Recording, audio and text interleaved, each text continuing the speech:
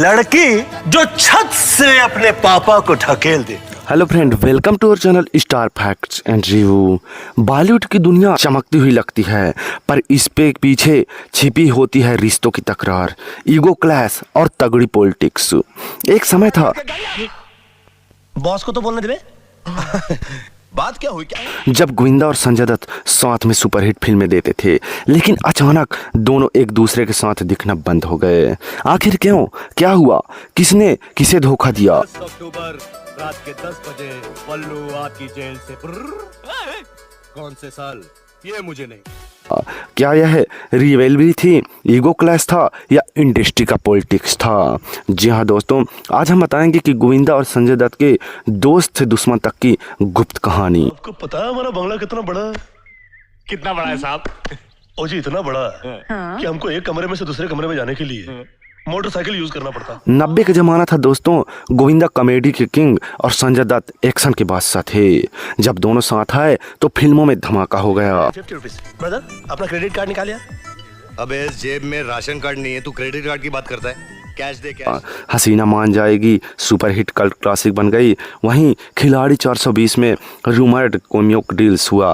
वहीं stage show में दोनों की फिल्मी दोस्ती हो गई, शानदार थी। एक का स्टाइल स्वैग और दूसरे का कॉमेडी टाइमिंग। लोग कहते थे ये जोड़ी अगर आगे बढ़ी तो दर्जनों सुपरहिट फिल्में दे सकते हैं। ट्रिगर दबाया और खेल खलास। यहाँ से शुरू होती है। फिल्म इंडस्ट्री में रिश्ते सिर्फ दोस्त से ही नहीं चलते हैं ईगो, स्टारडम और राजनीति पर। जी हाँ दोस्तों, संजय दत्त ने उस दौर में बड़े बड़े प्रोजेक्ट साइन करने शुरू कर दिए थे।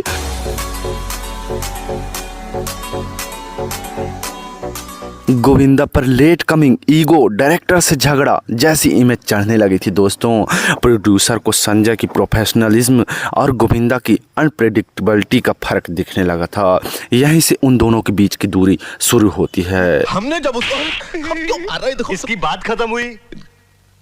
कबट कबट बॉस है कौन? फिल्म हसीना मान जाएगी कि शूटिंग के दौरान दोनों की बॉन्डिंग अच्छी थी, लेकिन इसके कुछ साल बाद एक प्रोजेक्ट प्लान हुआ। एक मल्टी स्टारर फिल्म थी जिसमें संजय दत्त और गोविंदा और एक बड़े डायरेक्टर का नाम जुड़ा था, लेकिन गोविंदा ने डेट्स में देरी कर दी और वहीं संजय दत्त को लंबे समय तक इस बात का इंतजार करना पड़ा। प्रोड्यूसर ने संजय को बताया कि गोविंदा पर लगा कि गोविंदा स्टार एटीट्यूड दिखा रहे हैं। जी हाँ दोस्तों, गोविंदा को लगा कि निर्माता सिर्फ संजय की ही तरफदारी कर रहे हैं और फिर वही पुरानी बॉलीवुड पॉलिटिक्स और मिसकम्युनिकेशन ने दोस्ती में दूर। जब बॉलीवुड में अगर दो एक्टर दूर हो जाएं तो मीडिया मसाला बना देती है। जी हाँ दोस्तों, पत्रिकाओं ने लिखा कि गोविंदा ने संजय को सेट पर घंटों इंतजार करवाया और दूसरी तरह यह खबर चलने लगी कि संजय को लगता है कि गोविंदा प्रोफेशनल नहीं है। हालांकि दोनों ने खुलकर कभी भी इस बात का स्टेटमेंट नहीं दिया, लेकिन दोनों को साथ में फिल्मों से गायब रहना बड़ी कहानी, जी हाँ दोस्तों, खुद बता रहा था।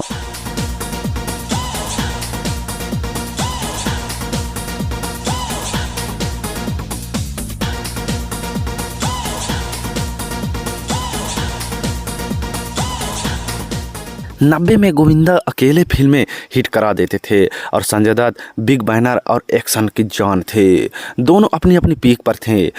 एक दो स्टार एक साथ बराबर स्क्रीन स्पेस कर रहे थे और वहीं ईगो पॉलिटिक्स भी था कि कौन सबसे बड़ा स्टार है। प्रोड्यूसर की फेवरेटिज्म चल रही थी, अपने अपने हिसाब से जो है कि एक्टर चुन रहे थे और डायरेक्टर भी डिमांड कर रहे थे कि स्पिरिट अब बदला जाए।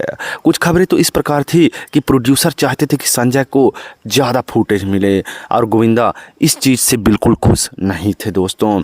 यह चीज़ें जो है कि फटकार बनती गई दोस्तों, और यह सब जब खुलकर आया तब 2000 में दोनों के बाद, जी हाँ दोस्तों, 2000 के बाद दोनों की राहें पूरी तरह से अलग हो गई। संजय दत्त जैसे कि उनकी फिल्मों की बात करें तो मुन्ना भाई MBS, कांटे, शूट आउट एट लोखंडवाला, बड़े बैनर जैसे फिल्मों में काम करने लगे दोस्तों।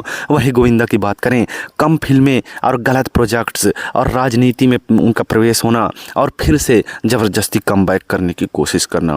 अब दोनों की फिल्में की लाइंस अलग अलग हो गई दोस्तों। प्रोड्यूसर को भी पता था कि दोनों को साथ लाना अब मुश्किल होगा। जी हाँ फ्रेंड, और हम बताएंगे कि सच्चाई क्या झगड़ा है। असल में यह झगड़ा नहीं है, यह सर्कमस्टेंस थे दोस्तों। प्रोफेशनल लाइब्रेरी, मिसकम्युनिकेशन, स्टारडम का प्रेशर, इंडस्ट्री पॉलिटिक्स और गलत समय गलत फैसले। जी हाँ दोस्तों, दोनों ने कभी एक दूसरे पर आरोप नहीं लगाए, इसलिए यह एक साइलेंट सेपरेशन था। फिल्मी दुनिया में कोई रिश्ता हमेशा के लिए खराब नहीं होता। कई अवार्ड शोनों में देखा गया है कि दोनों मिले हैं, हंसी मजाक भी किए हैं, लेकिन साथ में उनकी फिल्में फिर दोबारा नहीं आई। प्रोड्यूसर ने भी कोशिश की, लेकिन माना जाता है कि डेट्स और स्क्रिप्ट और कंडीशन मैच नहीं हो पाई थी दोस्तों। बॉलीवुड में दोस्ती, रिवेलरी और ईगो का खेल चलता ही रहता है। संजय दत्त और गोविंदा अगर साथ रहते तो शायद आज हमें कई लेजेंडरी फिल्म्स देखने को मिलती। पर जिंदगी के फैसले कभी कभी सितारों की तरह होते हैं, दूर चमकते हुए मगर एक दूसरे से टकराए बिना। जी हाँ दोस्तों, क्या आप भी संजय दत्त और गोविंदा की जोड़ी को पर्दे पर फिर से देखना चाहते हैं तो हमें कमेंट करके बताइए दोस्तों, और तब तक के लिए चैनल को सब्सक्राइब करिए।